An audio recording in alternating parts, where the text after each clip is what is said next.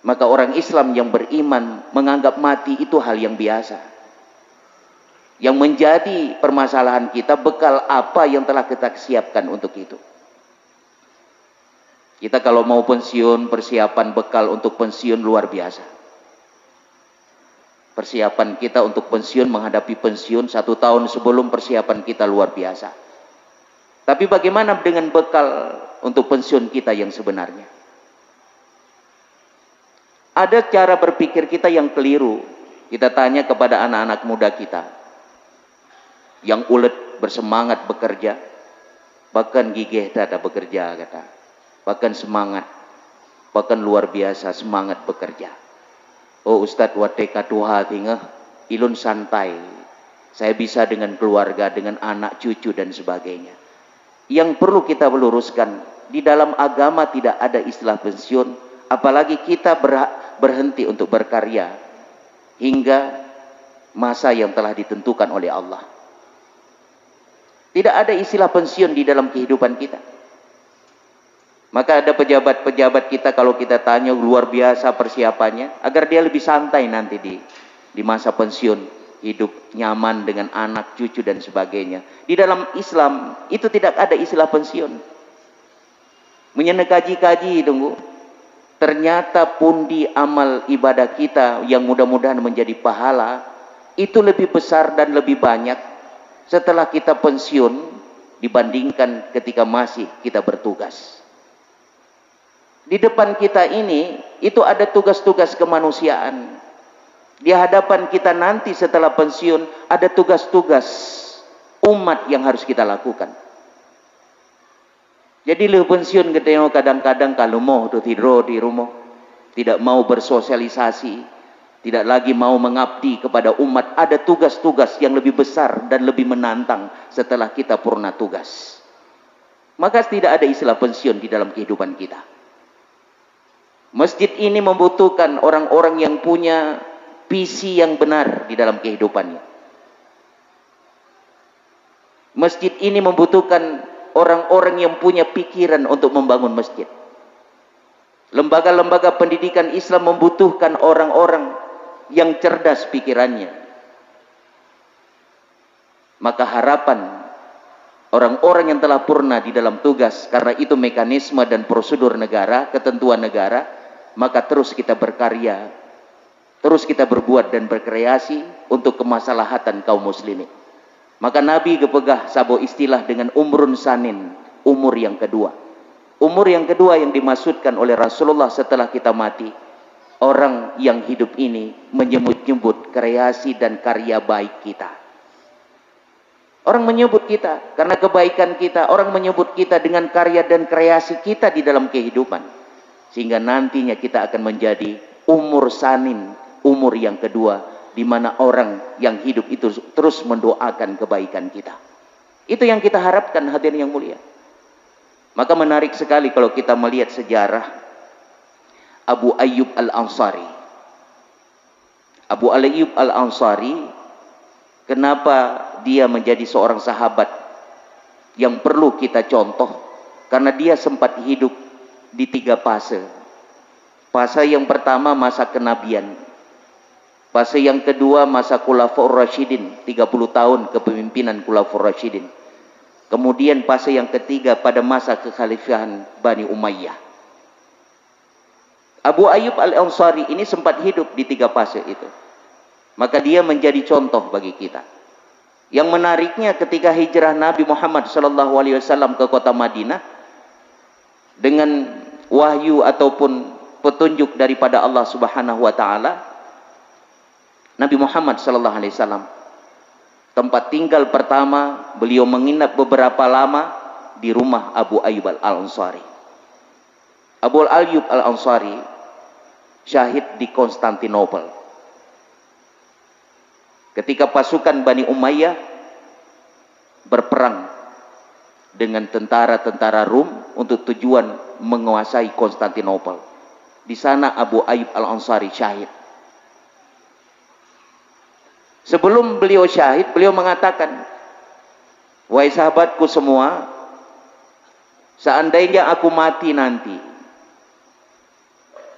tolong ambil jasadku, letak di atas punggung kuda, kemudian halau kuda itu. Di mana kuda itu berhenti, disitulah kalian menguburi jasadku. Apa yang disampaikan oleh Abu Ayyub Al-Ansari kemudian dilakukan oleh sahabat-sahabat Abu Ayyub Al-Ansari. Setelah dia syahid di medan perang, lantas jasadnya diletakkan di punggung kuda, dihalau kuda itu, berhenti kuda di tempat tersebut, kemudian dikebumikanlah jasad Abu Ayyub Al-Ansari. Menyena ziarah kadang-kadang lun golong pernah lun jacit. Di Turki itu ada bangunan sebuah masjid untuk mengabadikan nama Abu Ayyub Al-Ansari. Banyak orang yang berziarah untuk 3 tempat. Mereka datang ke Turki, kemudian umrah ke Tanah Suci. Mereka yang datang ke Turki kebanyakan sempat singgah di Masjid Ayyub Al-Ansari. Dan ini menjadi catatan sejarah bagi kita. Luar biasa. Yang menarik yang perlu saya katakan, usia beliau meninggal dunia syahid di medan perang tidak muda lagi. Umur beliau adalah 90 tahun. Dan pasukan di saat itu tertua mungkin tercatat dalam sejarah, 90 tahun. Dia syahid. Kita baca lagi, kita dalami lagi kehidupan beliau. Rupanya sejak masa Nabi sampai dengan masa Khulafaur Rasyidin, dia menginginkan agar dia mendapat pahala syahid perang. Dan dia kepingin sekali mati di medan perang. Tapi Allah menentukan dia mati tidak bersama Nabi. Dia meninggal tidak bersama Khulafaur Rasyidin, tapi dia meninggal masa pemerintahan Bani Umayyah. Dan meninggalnya tidak dalam usia yang muda, usianya hampir 90 tahun. Artinya apa hadirin yang mulia? Ternyata usia itu tidak membawa pengaruh bagi Ayyub Al-Ansari. Maka ini menjadi semangat bagi kita. Walaupun kita terkadang hari ini seakan-akan merasa usia telah lansia, merasa bahwa saya sudah tua, tidak lagi perlu berkiprah, itu adalah sebuah kesalahan. Yang keliru cara berpikir. Tidak ada istilah pensiun, terus kita berbuat. Alladzi khalaqal mauta wal hayata liyabluwakum ayyukum ahsanu amala. Gepejit mati oleh Allah, gepejit hidup oleh Allah, tidak lain tujuannya untuk menguji kita sekalian, agar kita menjadi orang yang baik, agar kita memastikan bahwa apa yang kita lakukan itu menjadi sesuatu yang baik, karya yang baik, yang kemudian orang akan mengingat akan kebaikan itu. Itulah ujian kehidupan, agar kita menjadi orang yang baik, punya karya dan kreasi yang baik. Kemudian hadirin yang mulia, yang terakhir, karena sebentar lagi kita akan melakukan kunjungan takziah ke rumah almarhum Ustadz Adami, Allahumma firlahu warhamhu. Yang terakhir yang ingin saya sampaikan, ada 4 pilar kehidupan yang mesti kita tegakkan. Mengutip pendapat seorang ulama tasawuf bernama Zundun Al-Misri. Zunnun Al-Misri ini beliau lahir dan hidup di abad ketiga Hijriah. Beliau mengatakan ada 4 pilar kehidupan muslim yang mesti ditegakkan. Zunnun Al-Misri mengatakan, jangan kalian itu bergaul dengan Allah melainkan dengan muwafaqah. Jangan kalian itu bergaul dengan manusia melainkan dengan munasahah. Jangan kalian itu bergaul dengan nafsu melainkan mukhalafah. Jangan kalian itu bergaul dengan setan melainkan muharabah. Jangan kalian bergaul dengan Allah kecuali dengan muwafaqah, dengan ketaatan, ketundukan dan patuh kepada perintah Allah Subhanahu wa taala. Jangan bergaul dengan Allah melainkan dengan kepatuhan dan ketaatan kepadanya. Maka hari ini hadirin yang mulia, tahun baru ini wujudkan cita-cita kita. Keinginan kehidupan kita agar lebih baik, ketaatan kita kepada Allah itu harus berkualitas. Hari ini sama-sama kita ketahui bahwa kita cenderung mengejar kuantitas namun abai dengan kualitas. Banyak dengan kualitas tapi tidak dengan kualitas. Ilmu kita banyak tapi amal kita sedikit. Harta kita banyak namun sedekah kita sedikit. Kita bersedekah namun tidak istiqamah. Itu juga menjadi ukuran kualitas ketaatan kita kepada Allah. Ada orang yang bersedekah banyak tapi cuma 2 tahun sekali atau 1 tahun sekali. Ada orang yang sedekahnya sedikit tetapi istiqamah terus menerus setiap hari. Itu kualitas hadirin yang mulia. Kepada pegadro kita letak harta kekayaan, itu kuantitas jumlah tapi kualitasnya mana? Tapi lebih baik sedikit amal yang kita lakukan namun istiqamah di dalam amal itu. Itulah kualitas ketaatan kita kepada Allah Subhanahu wa taala. Maka tidak besar dari kuantitas tetapi kuat di dalam kualitas. Kemudian yang kedua, jangan bergaul dengan manusia melainkan dengan munasahah, cinta dan kasih sayang. Cinta dan kasih sayang. Dengan cinta dan kasih sayang sesama, kebersamaan hadirin yang mulia. Kebersamaan itu menjadi pondasi penting untuk ukhuwah Islamiyah. Akan ada ukhuwah Islamiyah kalau tidak ada kebersamaan di antara kita. Hari ini kita menerjemahkan ukhuwah Islamiyah dalam koridor yang sangat sempit sekali. Saudara kita ada yang kemalangan, kita bantu. Saudara-saudara kita yang sakit, kita datang, kita kunjungi. Kita terkadang menerjemahkan ukhuwah Islamiyah dalam koridor seperti itu. Yang gubernur oleh Nabi hadirin yang mulia, koridor ukhuwah Islamiyah dengan kebersamaan tadi cakupannya sangat komprehensif dan luas sekali. Jamaah sebari subuh, koordinator Uronyo Pak Apriyadi, alhamdulillah di dalamnya berbagai macam warna. Uronyo dalam kehidupan gedanyo kalian, pergaulan sahabat dibangun dengan satu warna saja. Anggota DPR sesama anggota DPR, dua bahasa bawa tempat. Tidak mau bergaul dengan yang lain. Pejabat menancit bahasa bawa tempat, tidak mau bersosialisasi dengan yang lain. Polisi sesama polisi, politisi sama politisi. Getanyo dengku pi sesama dengku dadu gerod. Santri saboh dayah, pak ngen sama dayah dadu gerod. Nyen hanagiyu oleh Nabi. Jamaah Rasulullah sallallahu alaihi wasallam sehingga berhasil Nabi di kota Madinah warna-warninya yang luar biasa. Di dalam orang bijaksana, orang tua yang bijak, Abu Bakar Siddiq. Di dalamnya Abdurrahman bin Auf, orang kaya raya. Di dalamnya ada Utsman bin Affan. Di dalamnya ada pemuda yang cerdas, Ali bin Abi Thalib. Di dalamnya itu ada teknokrat, di dalamnya itu ada birokrat, warna-warni, sehingga kekuatan jamaah Nabi begitu kuat. Islam dikembangkan, Islam disebarkan dengan kekuatan tadi. Alhamdulillah, sabari subuh katanya jamaah yang nadi pidi, saban lagi jamaah-jamaah yang lain, warna-warni di dalamnya. Itu luar biasanya dan kekuatan. Lagi terpegat kuah belangong atau kuah plik bagatanya di pidianya. Ya, kamu kuah belangongnya warna-warni di dalam dengan berbagai macam rempah yang ada. Menyesaboh warna mentan dengan rempah satu macam saja, mungkin tabu abah rebu, hananyum malidah.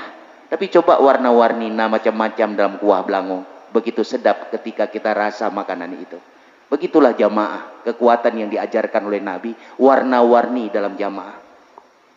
Birokrat hanamupum tanyang bak teknokrat. Teknokrat dalam hal birokrasi tidak paham, tanya sama teknokrat, sama birokrat. Ulama hanamupum perkara engineering, perkara bangunan, tanya yang bak insinyur yang dalam jamaah. Ada kekuatan tadi. Kebersamaan dalam bingkai ukhuwah Islamiyah menutupi kekurangan yang ada. Menutupi kekurangan yang ada. Maka kebersamaan itu bentuk daripada cinta dan kasih sayang kita sesama.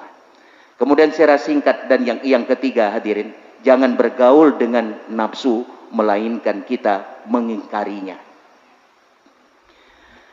Allah Subhanahu wa Ta'ala menciptakan kita sempurna sebagai manusia, dihiasi dengan berbagai macam hiasan di tubuh kita. Di dalamnya itu salah satu hiasan Allah ada nafsu. Itu hiasan Allah, dan itulah yang menjadi manusia sebagai makhluk sempurna. Kita jangan membandingkan diri kita dengan malaikat. Malaikat itu tak punya nafsu. Tak bandingkan dengan binatang. Binatang itu tak punya iman, tidak punya ilmu. Yang ada cuma nafsu. Kita sempurna, dan kita makhluk yang luar biasa yang diciptakan oleh Allah. Apa yang mengendalikan nafsu itu? Yang mengendalikan nafsu itu tidak lain iman dan ilmu. Orang yang berilmu banyak masuk penjara. Orang yang berilmu hari ini banyak melakukan pelanggaran. Kenapa? Dia tidak bisa mengendalikan hawa nafsu tadi. Kendakalan uronyo lihat urung-urung yang carong masuk penjara, dia melakukan pelanggaran. Ternyata ilmu yang dia dapatkan tidak mampu mengendalikan nafsu tadi. Maka yang mengendalikan nafsu, hadirin yang mulia, iman dan ilmu. Maka di dalam Al-Quran disebutkan keterpaduan yang ada, dan inilah yang harus kita implementasikan di dalam kehidupan. Pikir dan zikir, iman dan ilmu. Itu keterpaduan. Maka kepegah oleh ulama dengan keterpaduan nilai yang ada di dalam Al-Quran itu. Seorang manusia hanya mengandalkan pikir saja, itu manusia itu ibarat setan. Mengandalkan zikir saja tanpa pikir, manusia itu diibaratkan sebagai robot. Cuma manusia itu ada yang mengandalkan ilmu tanpa iman, maka seperti cahaya di tangan pencuri. Dia mengandalkan iman tanpa ilmu seperti cahaya di tangan bayi. Maka keterpaduan nilai tadi yang kemudian kita bisa mengingkari akan jahatnya hawa nafsu tadi. Maka kendalikan hawa nafsu itu dengan iman dan ilmu. Banyak orang yang terjebak, tenggelam dalam arus globalisasi karena mereka tidak mampu mengendalikan hawa nafsu tadi. Maka lagi-lagi yang ketiga, Zunnun Al-Misri mengatakan, jangan bergaul dengan nafsu, melainkan kalian itu mengingkarinya. Terakhir, jangan bergaul dengan setan, kecuali kalian itu memeranginya. Di dalam Al-Quran disebutkan, innahu lakum aduwwum mubin, dan ayat-ayat yang lain yang menjelaskan bahwa setan itu adalah musuh yang nyata. Musuh yang nyata yang bernama setan, dia itu ada dua bentuk.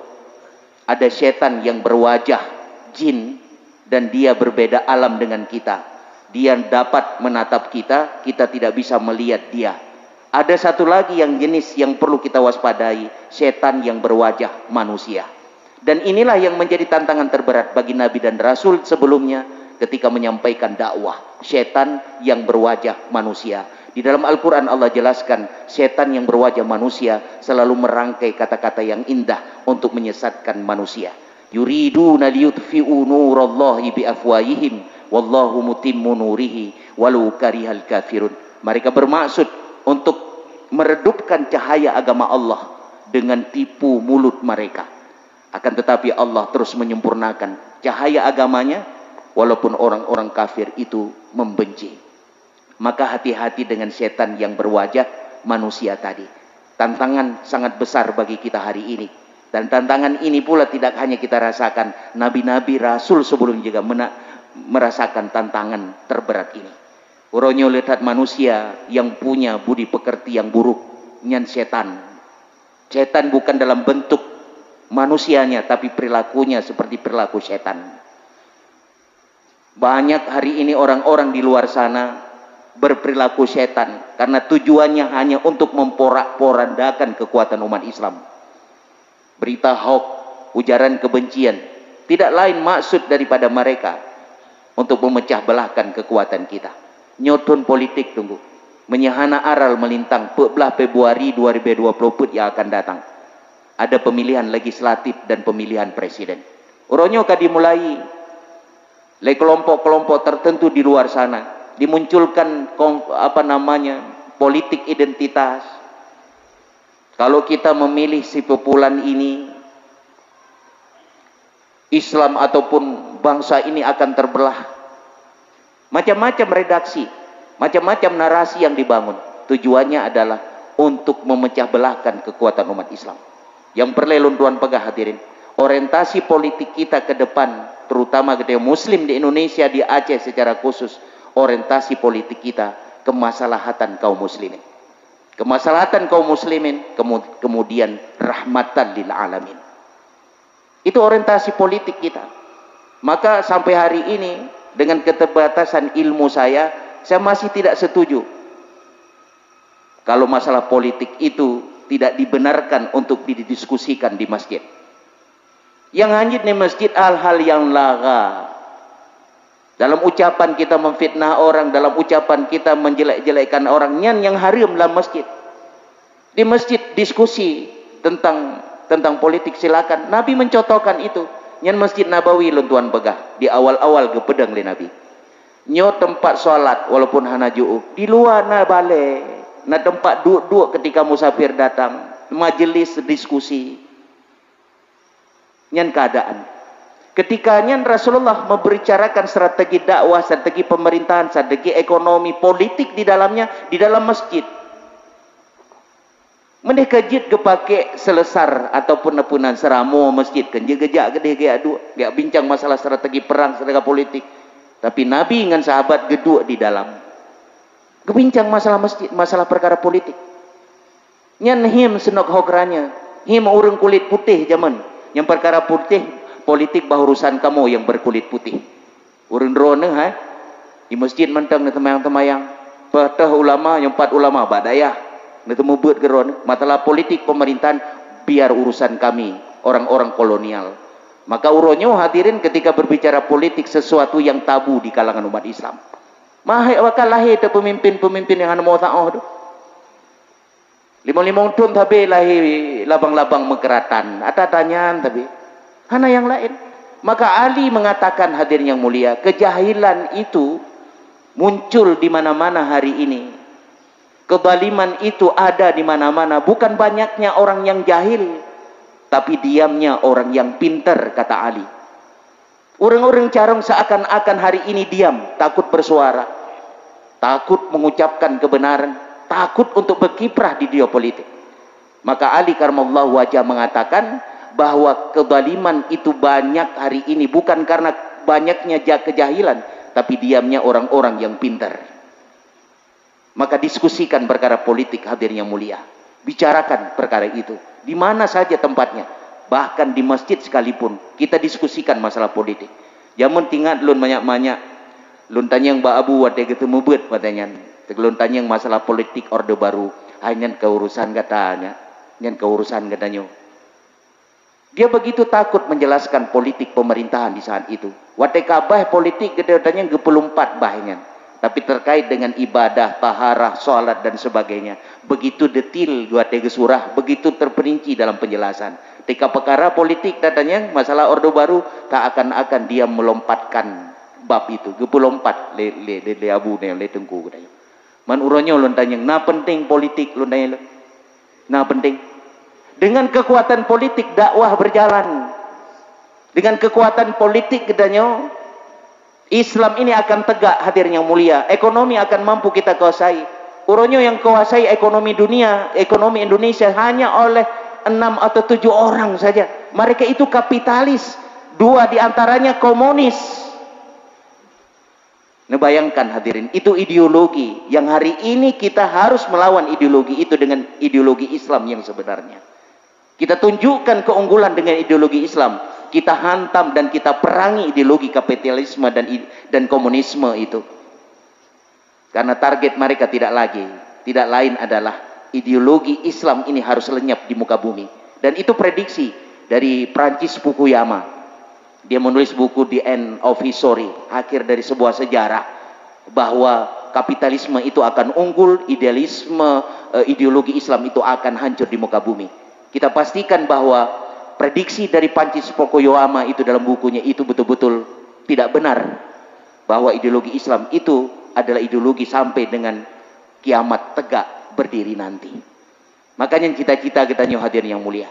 Maka tabi-tabi dan berdoa kepada Allah Subhanahu wa taala, tamu perang ngen kafir, tamu perang ngen setan, apalagi setan yang berwajah manusia, itu adalah perang yang abadi, perang antara hak dan yang batil, dan dia akan berakhir ketika kiamat tegak berdiri nanti.